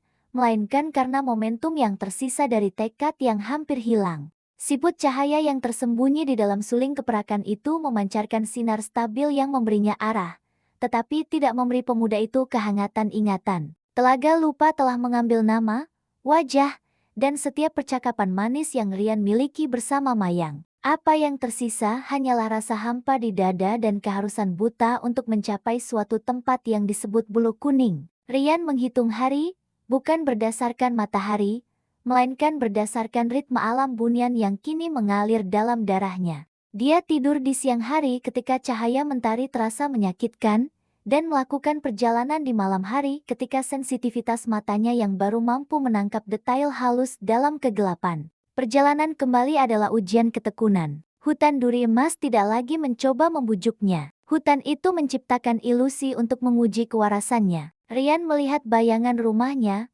mendengar tangisan ibunya, dan mencium aroma masakan desa, tetapi tidak ada emosi yang terangkat dalam hatinya. Dia berjalan lurus, seperti robot yang hanya diprogram untuk satu tujuan, membawa cahaya ini ke utara. Pada hari kelima perjalanan pulang, ketika Rian berjalan melintasi tanah berbatu yang ditutupi lumut biru, ingatan tentang bunga tiba-tiba muncul. Bukan kenangan romantis, melainkan ingatan akan pengkhianatan, wajah bunga yang cemburu, amuk masa, dan bambu kutukan yang hancur. Emosi manusia pertama yang Rian rasakan sejak keluar dari telaga adalah rasa sakit akibat dikhianati. Rasa sakit itu begitu nyata, begitu tajam, hingga membuat Rian tersentak. Mengapa rasa sakit ini terasa lebih jelas daripada rasa cinta? Tanya Rian dalam hati yang kosong. Bambu di tangannya adalah satu-satunya jawaban. Rian mencium suling itu. Aroma cendana dan hujan itu, jangkar terakhir yang ditinggalkan Mayang, seketika menenangkan emosinya. Aroma itu adalah janji yang lebih tua dari rasa sakitnya. Rian tidak tahu janji apa, tetapi mempercayai janji itu terasa lebih benar daripada ingatan pahit tentang desa. Rian semakin dekat dengan batas hutan manusia. Semakin dekat dengan batas alam, semakin besar campur tangan manusia di alam gaib. Pada malam ke-10, ketika Rian tertidur lelap di bawah pohon besar, seseorang mengambil suling keperakan itu. Rian terbangun seketika. Naluri buniannya berteriak bahaya, tetapi ingatannya yang kabur gagal mengidentifikasi ancaman itu. Di depannya, berdiri dukun sastro. Lelaki tua itu terlihat lelah, pakaiannya kotor, tetapi matanya memancarkan api kepuasan. Dukun sastro telah mengintai Rian sejak pemuda itu meninggalkan hutan duri emas, tertarik pada energi gaib siput cahaya yang dibawa suling. Aku tahu kau sudah lupa, anak muda, desis dukun sastro, tangannya gemetar saat memegang suling. Benda ini bukan milikmu, cahaya di dalamnya adalah kekuatanku. Dukun sastro segera meniup suling itu. Dukun sastro berharap not-not itu akan membuka alam bunian dan memberinya kekayaan. Namun, dukun sastro tidak tahu not rahasianya. Yang keluar hanyalah suara sumbang yang menyakitkan. Siput cahaya bereaksi terhadap penyalahgunaan itu. Cahaya di dalam suling tiba-tiba menjadi sangat panas, membakar tangan dukun sastro. Lelaki tua itu menjerit kesakitan dan menjatuhkan suling itu. Rian, tanpa berpikir, melompat untuk mengambil kembali sulingnya. Tangan Rian menggenggam bambu itu. Panasnya tidak melukai Rian. Panas itu terasa akrab, seperti sentuhan kekasih. Dukun sastro mengeluarkan belati ritual dan menusuk Rian di lengan. Rian terhuyung. Darah manusia Rian mengalir, bercampur dengan energi gaib yang kini melapisi kulitnya. Saat darah itu menyentuh tanah, dukun sastro melihat sesuatu yang aneh. Darah Rian tidak berwarna merah pekat. Darah itu berkilauan keperakan di bawah sinar bulan. Kau bukan lagi manusia, teriak dukun sastro ketakutan. Rian menatap dukun sastro, matanya dingin. Rian tidak memiliki ingatan, tetapi kemarahan untuk melindungi satu-satunya harta berharganya itu nyata. Rian mengangkat suling itu dan tanpa sadar, meniup not kedua, bencana. Not itu tidak berbunyi sebagai musik, tetapi sebagai gelombang kejut energi yang menyentuh dukun sastro. Dukun sastro terlempar ke belakang, kepalanya membentur batu. Dukun sastro tidak mati, tetapi kekuatan spiritualnya hilang seketika. Dukun sastro merangkak pergi, meninggalkan belati dan ambisinya di sana. Rian melanjutkan perjalanan, kini dengan luka tusukan di lengan. Luka itu terasa menyengat, mengingatkan Rian pada kemanusiaannya yang masih tertinggal. Pada malam ke-13, Rian mencapai pinggiran buluh kuning. Rumpun bambu itu terlihat sama seperti saat ia meninggalkannya. Tinggi, lebat, dan diselimuti kabut. Rian duduk di ambang hutan, menunggu purnama tiba. Dia tidak tahu mengapa dia menunggu, tetapi suatu dorongan batin mengatakan bahwa itu adalah waktu perjumpaan. Sambil menunggu, Rian mengeluarkan sulingnya. Dia mengamati luka di lengannya yang kini sudah mulai menutup sendiri tanpa nanah atau infeksi, hanya menyisakan bekas luka praksamar. Rian mengeluarkan siput cahaya dari dalam suling. Cahaya siput itu kini lebih kuat, berdetak seperti jantung kecil. Rian menatap siput itu, berharap cahaya itu akan memicu ingatan yang tersisa. "Siapa kamu?" tanya Rian pada siput cahaya. Siput itu tidak menjawab, tetapi ketika Rian meletakkan siput cahaya itu di dahinya, sepotong ingatan muncul. Senyum Mayang. Itu hanya sepersekian detik, tetapi itu cukup untuk memberikan Rian rasa damai yang belum pernah ia rasakan sejak meninggalkan Telaga Lupa. Tiba-tiba, Mayang muncul di antara rumpun bambu. Dia tidak datang dengan kemewahan bunian seperti sebelumnya. Wajahnya pucat dan matanya bengkak. Mayang mengenakan pakaian berkabung putih, dan dia terlihat jauh lebih manusiawi daripada Rian. "Rian, kau kembali?" Suara Mayang terdengar putus asa. Rian menatapnya. Dia merasakan tarikan yang kuat ke arah wanita itu, sebuah rasa kepastian yang mengalahkan kaburnya ingatan. "Aku membawakan ini," ujar Rian, mengulurkan siput cahaya. Ingatannya mungkin hilang, tetapi dia tahu dia harus memberikan cahaya ini kepada wanita di depannya. Mayang tidak mengambil siput cahaya itu. Air mata Mayang mengalir. "Rian, aku telah melakukan pelanggaran terakhir," bisik Mayang. "Ketika kau mengirimkan not darurat, Raja Ayah menghukumku. Aku diasingkan dari istana Bunian. Aku kehilangan sebagian besar kekuatanku." Rian bingung. "Siapa kamu?" Mayang tersenyum pahit. "Aku adalah Mayang, aku mencintaimu, Rian, dan kau telah membawa kunci kebahagiaan kita. Tapi, harganya lebih mahal dari yang kita duga." Mayang kemudian membuka jubahnya sedikit. Di dadanya, terdapat luka menganga yang mengeluarkan cahaya keperakan, bukan darah. "Aku telah memilih pilihan B," ujar Mayang, tersenyum melalui air mata. "Aku melepaskan keabadianku untuk bisa bersamamu, Rian. Aku akan menjadi fana, menjadi manusia biasa, tetapi aku tidak bisa melakukannya sendirian." Mayang menunjuk ke siput cahaya. "Siput itu adalah inti kehidupanku yang tersisa. Jika kau meletakkannya kembali di tempatku di dadaku, aku akan hidup sebagai manusia bersamamu, tapi kau harus melakukannya sebelum purnama penuh tiba, atau aku akan lenyap." Rian memegang siput cahaya dan melihat ke dada Mayang. Tempat luka menganga itu menunggu. Siput cahaya itu terasa sangat panas di tangannya. Rian tidak ingat cintanya, tetapi dia mengingat tekadnya. Tanpa ragu, Rian melangkah maju, siap untuk memasukkan siput cahaya itu ke dada Mayang.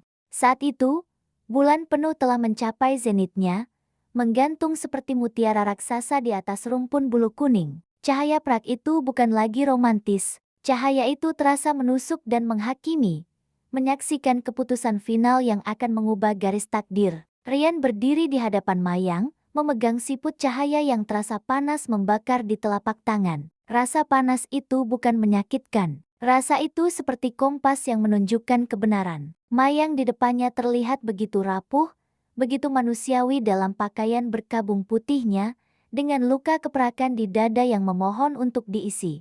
Pemuda itu tidak ingat tawa Mayang, atau bagaimana bunian cantik itu mengajarkan not suling rahasia. Rian hanya ingat urgensi, sebuah keharusan yang ditulis oleh jiwanya di atas ingatan yang kabur. "Aku harus menyelamatkannya, tugas ini lebih penting daripada ingatanku sendiri." Tanpa ragu, Rian melangkah maju. Rian mendekatkan siput cahaya, yang merupakan inti abadi Mayang, ke lubang menganga di dada wanita itu. Momen sentuhan terjadi tanpa suara, tetapi dampaknya adalah ledakan kosmik yang hanya dirasakan oleh hati mereka berdua. Begitu siput cahaya menyentuh tepi luka, cahaya keperakan yang dahsyat memancar, menyelimuti mereka berdua dalam lingkaran energi murni. Rumpun bulu kuning di belakang mereka bergetar hebat, seolah-olah seluruh alam bunian sedang berteriak kesakitan dan marah pada saat yang bersamaan. Di dalam lingkaran cahaya itu, tubuh Mayang menegang. Suara retakan halus terdengar, seperti kristal yang pecah. Ikatan keabadian Mayang sedang diputus secara permanen.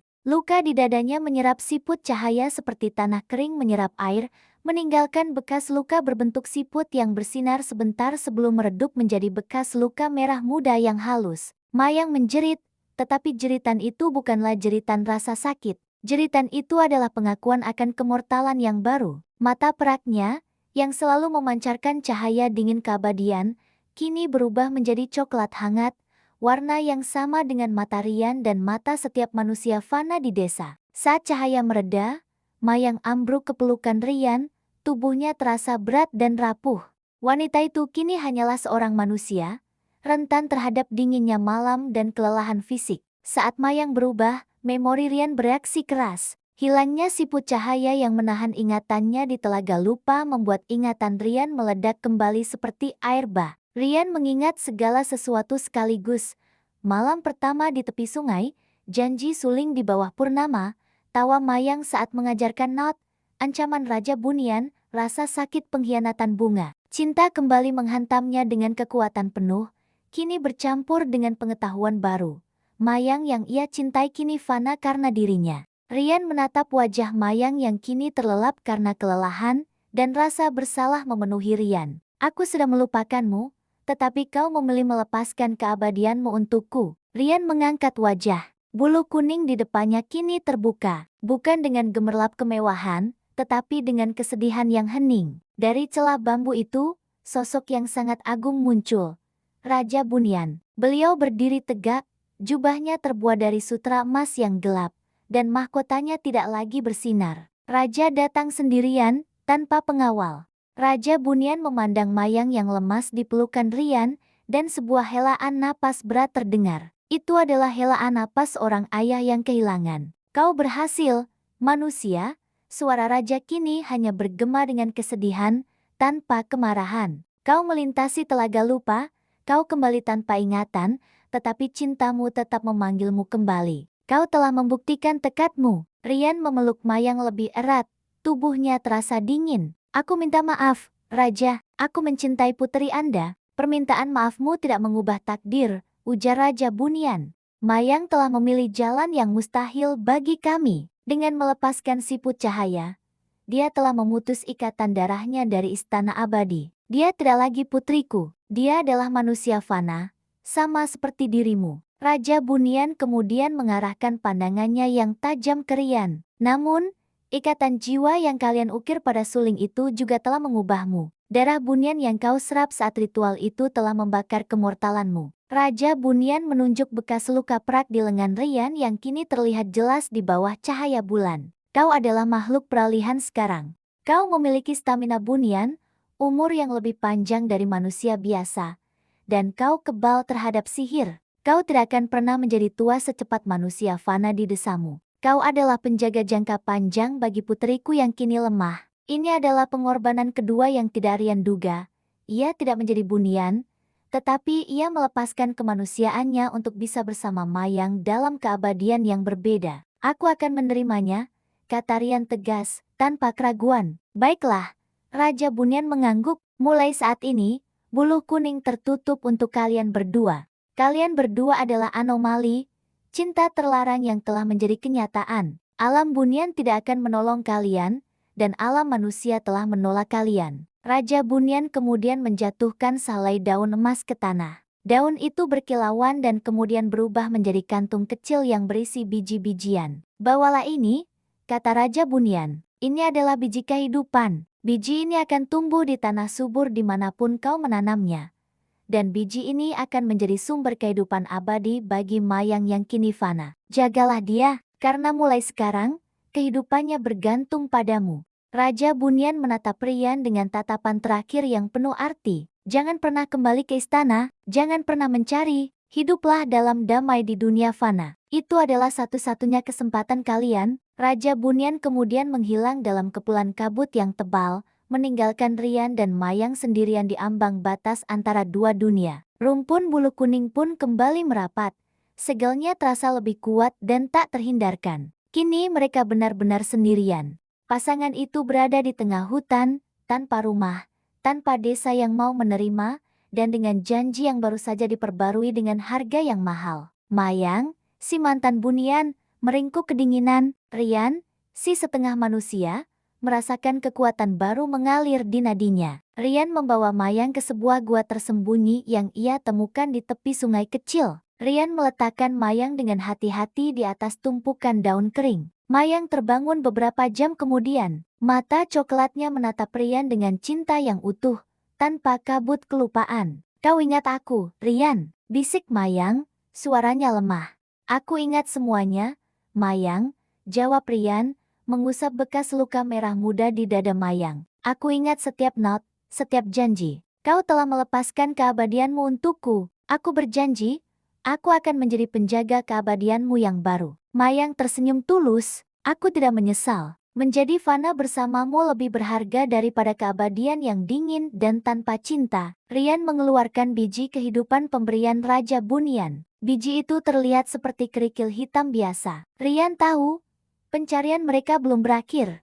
Mereka tidak bisa tinggal di gua. Mereka harus menciptakan rumah baru di dunia yang menolak mereka. Rian memutuskan, mereka akan kembali ke hutan, tetapi tidak ke pinggiran desa. Mereka akan mencari tempat yang begitu jauh dan begitu damai sehingga tidak ada manusia atau bunian yang bisa menemukan mereka lagi. Rian mengeluarkan suling keprakannya. Suling itu kini terasa jauh lebih berat dari sebelumnya, diisi dengan siput cahaya yang sudah terukir di Mayang dan tanggung jawab yang Rian emban sebagai penjaga jangka panjang. Rian memainkan not ke-6. Rumah. Melodi itu terdengar merdu, tetapi penuh kesedihan, mencerminkan awal baru dari kisah mereka, yang dibangun di atas kehancuran dan pengorbanan yang tak terhingga. Rian memanggul Mayang di punggungnya, berjalan menjauhi ambang buluh kuning yang kini terasa dingin dan mengancam. Mayang, sang mantan bunian, terasa ringan seperti bulu namun berat oleh takdir yang baru. Kelemahan Mayang adalah pengingat konstan bahwa keabadiannya telah lenyap. Setiap langkah Rian terasa seperti pertarungan melawan waktu fana yang kini mengejar Mayang. Mereka bergerak jauh ke dalam hutan, berlawanan arah dari desa Rian dan wilayah yang dikenal. Rian menggunakan stamina buniannya untuk menempuh jarak yang luar biasa tanpa lelah, mendaki punggung bukit dan menuruni lembah yang dipenuhi kabut. Rian mencari tempat yang terlupakan, sebuah sudut alam yang tidak akan pernah dijamah oleh rasa ingin tahu manusia atau hukuman bunian. Setelah 3 hari perjalanan yang senyap, Rian menemukan tempat itu, sebuah tebing tersembunyi di balik air terjun kecil yang bergemuruh.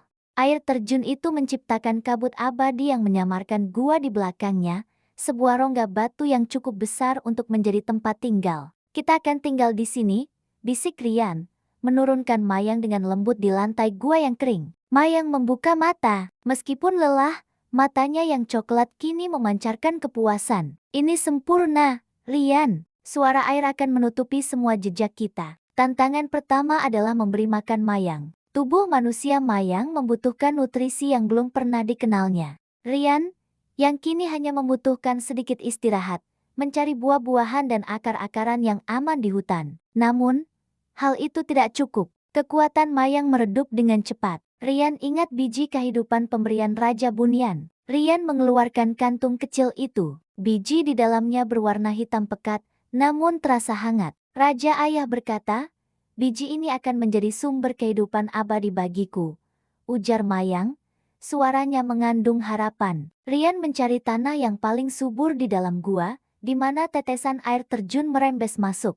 Dengan tangan kosong, Rian menggali lubang dangkal. Rian menanam biji kehidupan itu, lalu menuangkan sedikit air dari sungai. Lalu, Rian melakukan ritual yang ia ciptakan sendiri. Rian mengeluarkan suling keprakannya dan memainkan not ke-7, pertumbuhan. Melodi itu terdengar bukan sebagai musik, melainkan sebagai getaran energi yang merasuk ke dalam tanah. Begitu not itu mencapai biji, tanah di sekitarnya bergetar hebat. Dalam hitungan detik, biji kehidupan itu meledak dalam pertumbuhan yang luar biasa. Dari tanah muncul sulur-sulur hijau zamrud yang tebal, memanjat dinding gua. Sulur-sulur itu tumbuh dengan cepat, membentuk tirai hidup yang menyaring cahaya dari luar, mengubah gua menjadi rumah yang nyaman. Di ujung setiap sulur, tumbuh buah-buahan kecil berwarna keemasan. Buah-buahan itu memancarkan aroma manis yang langsung mengisi gua. Mayang meraih satu buah emas. Buah itu terasa dingin di tangannya. Saat Mayang menggigitnya,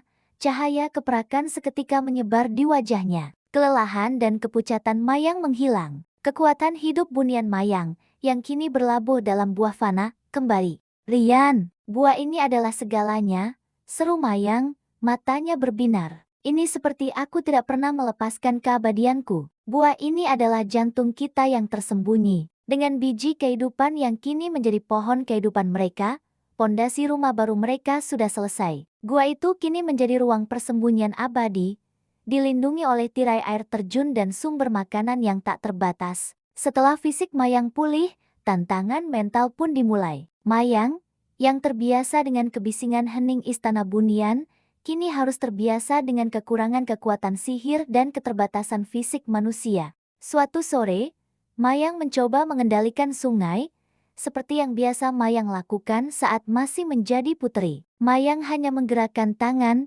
berharap air akan menari. Namun, yang terjadi hanyalah keheningan air yang keras kepala. Mayang menangis, "Aku hanyalah manusia biasa, Rian. Aku tidak bisa melakukan apa-apa. Aku tidak berguna." Rian memeluknya. "Kau salah, Mayang. Kau adalah pilihan yang aku perjuangkan. Kekuatan terbesarmu bukanlah sihir. Kekuatanmu adalah kemampuanmu untuk memilih cinta di atas segalanya. Itu adalah sihir yang Bunian manapun tidak miliki."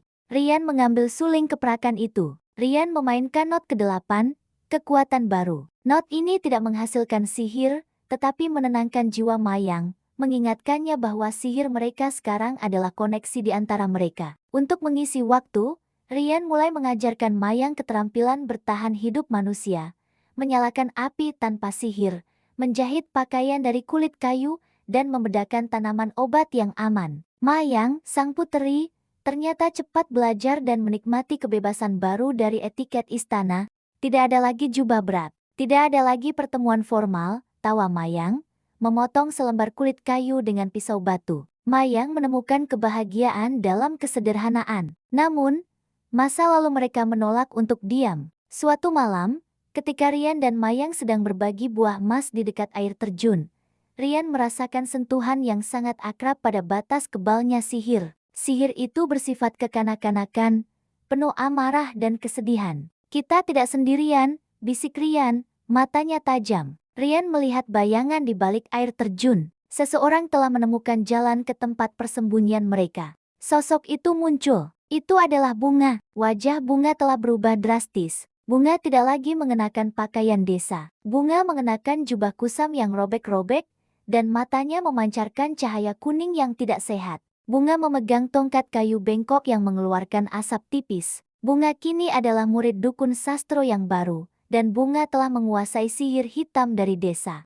"Kau bersembunyi, Rian," ujar Bunga, suaranya penuh kebencian. "Kau pikir perempuan Bunian ini akan membuatmu bahagia? Raja Bunian mengasingkannya, dan desa mengutukmu. Kau milikku." Mayang berdiri di depan Rian, melindungi kekasihnya. Naluri Putri Mayang, meski tanpa sihir, kembali. "Aku memilih kematian fana daripada hidup abadi tanpanya," kata Mayang dengan suara yang kuat, menghadap Bunga. "Mati?" Bunga tertawa sinis. "Kau tidak akan mati, kau akan melayani." Bunga mengangkat tongkatnya. Dari ujung tongkat itu, tali sihir hitam melesat cepat ke arah Mayang. Rian bereaksi dengan kecepatan buniannya. Rian mendorong Mayang ke samping dan menerima serangan itu di dadanya. Tali sihir itu menghantam Rian. Namun, sihir itu terpental, hanya meninggalkan rasa geli di kulit Rian yang kini diperkuat. Dinding kebal sihir yang Raja Bunian tanamkan dalam dirinya bekerja. Bunga terkejut.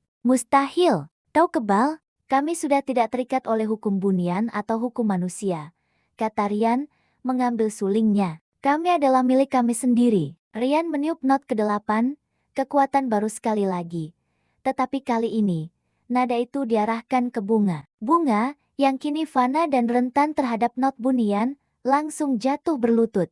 Telinganya berdengung, dan kekuatan sihir gelap yang ia pinjam dari dukun sastro terkuras habis. "Pergi, Bunga," perintah Rian. "Kau tidak memiliki apa-apa lagi di sini. Biarkan kami hidup dalam damai." Bunga menatap Mayang dan Rian, air mata bercampur dengan dendam di matanya yang kuning. Bunga tahu, dia tidak akan bisa mengalahkan Rian dalam keadaan apapun. Bunga merangkak pergi, menghilang kembali di balik air terjun, janji balas dendam terukir di wajahnya. Kini, Rian dan Mayang tahu, mereka tidak hanya melawan takdir, mereka juga harus melawan dendam yang terus berlanjut dari dunia yang mereka tinggalkan. Mereka berdua saling menatap, meskipun ada ancaman yang baru, rasa damai di dalam gua itu lebih kuat. Mereka telah menemukan rumah mereka, dan mereka memiliki keabadian yang baru. Keabadian cinta dalam rentang waktu manusia. Beberapa bulan berlalu dalam keheningan tebing tersembunyi. Kehidupan Rian dan Mayang telah menemukan ritme yang menenangkan. Rian menjadi pemburu dan penjaga, sementara Mayang menjadi jantung gua itu, mengelola pohon kehidupan yang kini menjulang indah. Sulur-sulurnya membentuk dinding rumah. Buah emas menjadi santapan mereka, menjamin kehidupan stabil Mayang. Dalam kesederhanaan itu, cinta mereka tumbuh subur, tidak lagi terancam oleh kerajaan bunian, melainkan hanya oleh keberadaan fana Mayang yang bergantung pada kekuatan gaib buah tersebut. Meskipun hidup dalam damai, Rian tidak pernah lengah. Pertemuannya dengan bunga telah menanamkan kewaspadaan abadi. Rian memeriksa perimeter gua setiap hari, memastikan kabut air terjun tetap padat dan not rahasia yang ia mainkan setiap senja mampu melindungi dari penyusup sihir. Rian tahu, bunga tidak akan menyerah, dan dukun sastro pasti telah memberinya mantra yang lebih kuat. Ancaman itu datang bukan melalui kekerasan, melainkan melalui kesunyian yang merayap. Pada suatu pagi yang tenang, Rian memperhatikan keanehan kecil pada pohon kehidupan. Sulur-sulur hijau zamrud itu tampak sedikit lebih kusam, dan kilau keemasan pada buahnya terasa meredup. Awalnya Rian mengira itu hanya perubahan musim di dunia fana. Namun, Mayang mulai batuk, batuknya ringan, lalu menjadi parah dan mengkhawatirkan. Wajah Mayang yang baru pulih kini kembali pucat pasi. Buah emas yang ia makan tidak lagi memberikan cahaya keperakan yang menguatkan, melainkan hanya memberikan rasa hambar. Aku merasa kekuatan hidupku ditarik perlahan. Rian, bisik Mayang, berpegangan pada lengan kekasihnya. Ada hawa dingin yang asing di udara, meskipun gua kita hangat. Rian merasakan kemarahan yang membakar jiwanya. Ini adalah perang yang tidak adil. Bunga tidak berani mendekati Rian, jadi wanita pendendam itu menyerang titik terlemah, pohon kehidupan dan Mayang yang kini fana. Rian keluar dari gua, mengikuti naluri setengah buniannya yang kini mampu mendeteksi distorsi energi. Rian berjalan menuju tepi sungai yang menjadi sumber air terjun. Di sana, Rian menemukan petunjuknya. Di bawah batu besar, tersembunyi di dalam lumut, terdapat sebuah kendi kecil dari tanah liat yang retak. Kendi itu memancarkan aura gelap yang sangat berbeda dengan sihir bunian. Aura itu terasa berlendir dan menjijikkan, seperti kotoran dari dunia bawah.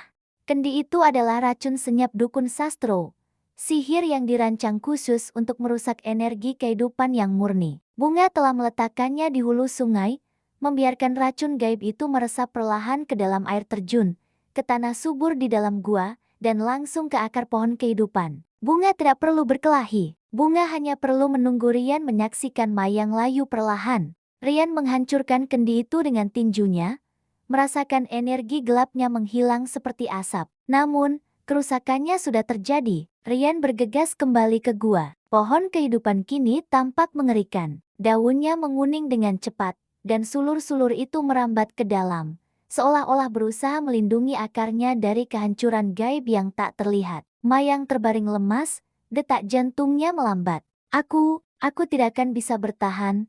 Rian, Mayang terengah-engah. Racun itu terlalu dalam. Rian menolak untuk menyerah. Rian mengeluarkan suling keperakannya, yang kini menjadi satu-satunya harapan mereka. Rian tahu, kekuatan baru harus diciptakan untuk melawan serangan yang licik ini. Rian memejamkan mata, memanggil ingatan tentang Raja Bunian yang pernah menjelaskan kepadanya tentang not-not terlarang. Raja Bunian pernah berkata, not ke-9 adalah not yang tidak boleh dimainkan karena not itu memiliki kekuatan untuk meregenerasi kehidupan bunian, tetapi dapat merobek ikatan antara dua dunia jika dimainkan oleh makhluk peralihan seperti Rian. Tidak ada pilihan lain. Rian meletakkan ujung suling di atas akar utama pohon kehidupan yang kini hampir kering. Rian menarik napas dalam-dalam, memfokuskan semua energi bunian yang ia pinjam, seluruh cintanya pada Mayang, dan kemarahan yang adil pada bunga. Rian meniup not ke-9, regenerasi. Suara yang keluar bukanlah melodi biasa. Itu adalah gelombang suara kristalin yang menyakitkan, memancar langsung ke akar pohon kehidupan. Saat not itu dimainkan, gua itu bergetar hebat. Tirai air terjun di luar terangkat ke udara selama beberapa detik, memperlihatkan tempat persembunyian mereka ke hutan. Energi dari not itu mengalir deras ke akar, melawan racun senyap dengan kekuatan yang setara. Terjadi pertempuran gaib di bawah tanah, yang dimanifestasikan oleh getaran hebat dan cahaya hijau terang yang memancar dari tanah. Pohon kehidupan bereaksi, sulur-sulurnya menarik diri, lalu meledak dalam pertumbuhan baru yang jauh lebih kuat. Warna hijau zamrud kembali, kini lebih dalam dan lebih padat. Buah emas yang layu langsung kembali bercahaya, memancarkan aroma kesembuhan. Ketika not itu mereda, Rian jatuh kelelahan. Not ke-9 hampir menguras habis kekuatan buniannya. Mayang, yang kini kembali bernapas normal, merangkak menuju buah emas yang paling bersinar. Begitu Mayang menggigit buah itu, kekuatan hidup kembali membanjiri dirinya. Lebih cepat dan lebih kuat dari sebelumnya. Wajah Mayang kembali merona. "Rian, kau menyembuhkannya," seru Mayang, memeluk Rian. "Aku merasa lebih kuat dari sebelumnya." Pohon kehidupan kini telah berevolusi. Akarnya tidak lagi hanya menyerap nutrisi. Akarnya kini memancarkan perisai energi yang samar, melindungi dari serangan sihir gelap di masa depan. Rian tahu, mereka harus memutus rantai balas dendam ini selamanya. Menggunakan sisa energinya, Rian memainkan not keempat. Panggilan hati not yang sama yang dulu memanggil Mayang ke dunia fana. Rian meniup not itu dengan fokus bukan pada Mayang, tetapi pada sumber sihir dukun sastro di desa. Not itu melintasi hutan menuju desa, mencari sumber kegelapan. Not itu menemukan dukun sastro dan bunga di sebuah gubuk kumuh. Ketika not itu menghantam gubuk, not itu tidak melukai fisik, tetapi memecah konsentrasi mereka. Sihir gelap mereka berantakan, dan ikatan bunga dengan dukun sastro terputus. Bunga, yang sedang merapal mantra berikutnya, terlempar ke masa lalunya sendiri. Bunga tiba-tiba melihat refleksi dirinya yang dulu. Gadis desa yang penuh cinta tetapi dihancurkan oleh kecemburuan. Rasa sakit karena dikhianati oleh Rian kini berubah menjadi kesadaran akan kehancuran dirinya sendiri. Bunga tidak bisa lagi melihat dendam. Bunga hanya bisa melihat penyesalan. Bunga menghilang dari gubuk itu, bukan karena sihir, melainkan karena kehancuran spiritual. Bunga pergi, mungkin untuk mencari kedamaian yang telah lama ia hilangkan, atau mencari kematian yang kini terasa lebih baik daripada menjadi budak dendam. Dukun sastro ditinggalkan sendirian. Lelaki tua itu telah kehilangan muridnya dan juga kekuatan sihirnya yang rapuh. Dukun sastro tahu, melawan makhluk peralihan yang dilindungi oleh pohon kehidupan dan not-not suling bunian adalah hal yang mustahil. Rian meletakkan suling itu. Ketenangan akhirnya kembali ke gua. Mereka telah mengatasi ujian terberat.